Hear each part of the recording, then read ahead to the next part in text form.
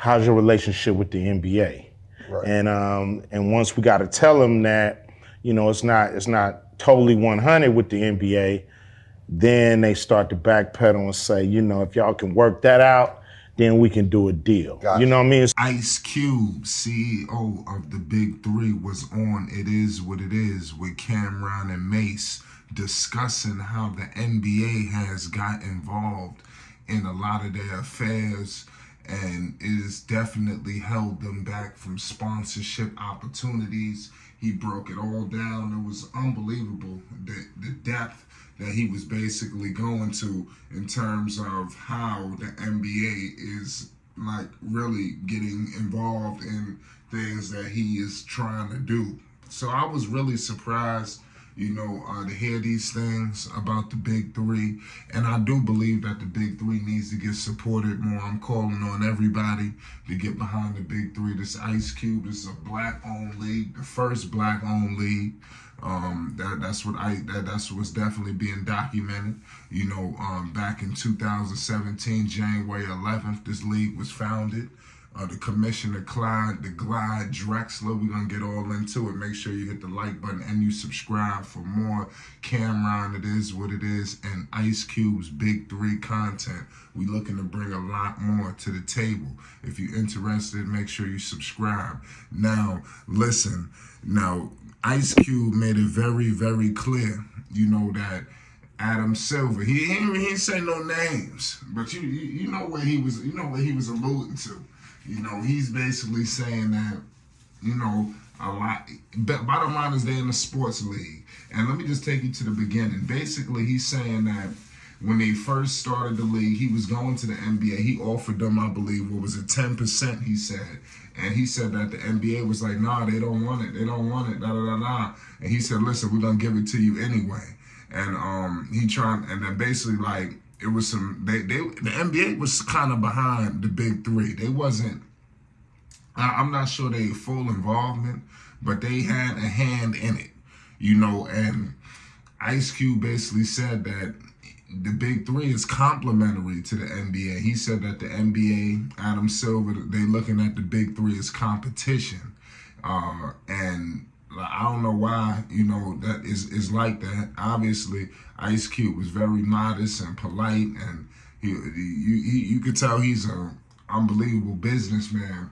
You could just tell by the way he carries himself. So he's saying that Gatorade, what was it, Geico, all of these basically places that provide advertisement and basically sponsorship opportunities, you know, basically they was on the cusp of deals and they about to get things done, and basically they rain checking to figure out their relationship with the NBA, which is the Big Three.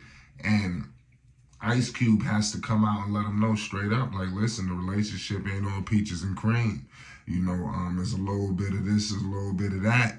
And you seeing that he's basically saying that they backing off. You know, they basically saying, listen, you got to cover that, you got to fix that, and then let's double back and let's get back to the business. And that's very troubling. And he's saying that this is happening a lot of times. This is not no one-off. This is like the norm that's happening with the Big Three. And for a league that basically just started back in 2017, this 2023, is basically affecting the league's pace of growth at a faster rate, despite having, you know, top-notch backing. I mean, listen, you got Nancy Lieberman, you got Iceman George Gervin, like I said, you got Clyde.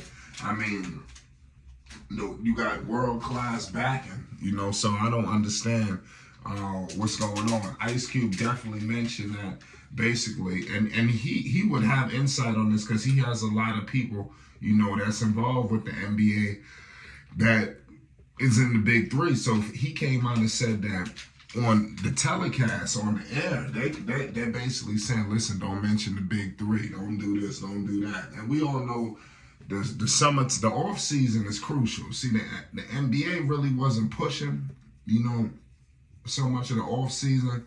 We've always had summer league, but it wasn't never to the level that it's at now. Like, the level that it's got over the years is just because they built this slowly but surely, built the off season. The NBA they want it around the clock. They don't want no downtime. They always want something going on. And some people are more intrigued, but the casual fans are more intrigued most of the time by the off season. Some people say the off season more entertaining than the regular season. You know, I say regular season, not